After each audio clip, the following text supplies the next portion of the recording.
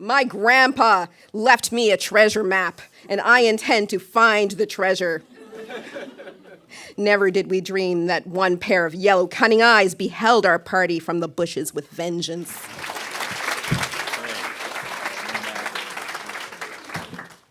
In 1983, I wanted to be a writer or prime minister. Writing worked well. This is called The Treasure Hunt, Chapter 1, The Death God.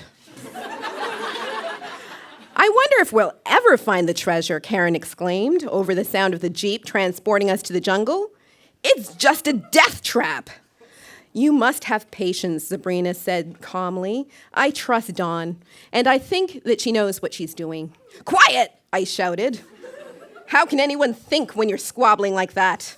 I have to make plans too, you know. All of a sudden, the jeep came to a halt.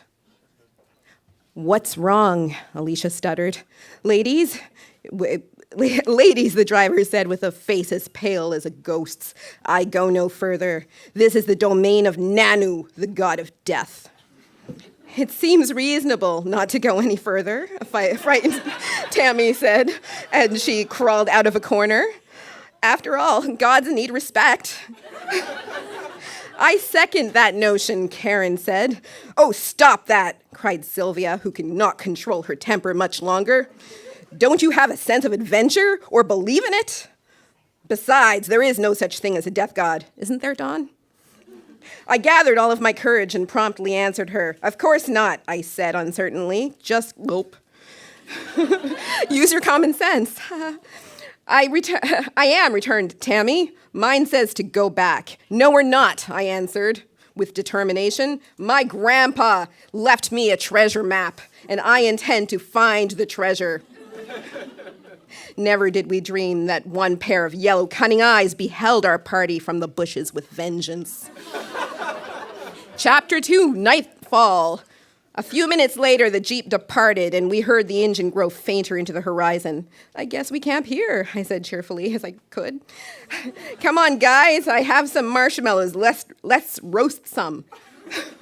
Oh, come on, Dawn, Sabrina said in a calm tone, angry tone. You know we're not in no mood for marshmallows. We have to get up early to find the fortune. I guess you're right, Zabby, I said, crestfallen. We all need some rest. Sylvia blew out the lantern, and we all dropped off to sleep in our tent. As soon as the light was off, a shadow on Panther's feet, it seemed that way, was sneaking toward the camp. No one knew until it was too late. Karen and Alicia screamed. Tammy quickly turned on the light. Sabrina, Sylvia, and I got up and rushed to the other two. Alicia was crying and pointing to her sleeping bag. In it, there was a snake, and Sabrina found a frog. It was a long night. Chapter 3, The Jeweled Monkey. Dawn arrived quickly, and immediately we began the search for the lost treasure of Timbuktu. We had split up into two groups, Sylvia's and mine. Karen and Tammy were in my group, and Alicia and Sabrina were in Sylvia's. The story continues in the jungle. My group had separated from Sylvia's, and now we were on our own. Dawn, Karen began, as ignorant as ever. Frankly, I think you've gone mad. You know what happens to people who search for it. You know your grandpa spent most of his life searching for it. And furthermore, where would one find a jewel monkey to lead us? Ouch! It's a relief for you to stop talking, Tammy pitied sarcastically. I was afraid you'd never stop. Oh, clam up, I yelled.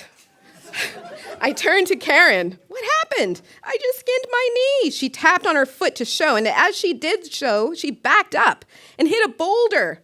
Green camouflage tumbled off. The jeweled monkey shone in the hot jungle air.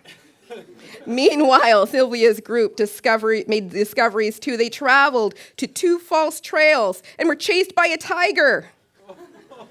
Chapter 4, The Treasure. The golden monkey, cried Sabrina in awe. For the first time, she fainted. What should we do now, inquired Alicia. Follow where the arm is pointing, I answered. What are we waiting for? Shouted Sylvia. Just then the twigs cracked. None of us did it, and we realized that someone else was after the treasure. With haste, we ran. We came to grass. Sylvia's keen eyes realized it was camouflage. More camouflage. We removed it, dug with a shovel we happened to have. And sure enough, there was a treasure. Karen heard something come from behind the bushes. Forgetting her own safety, she dived in. When she came out, she called us. Guys, she said, look what I caught. A death god. It was my grandfather's best friend. Thank you.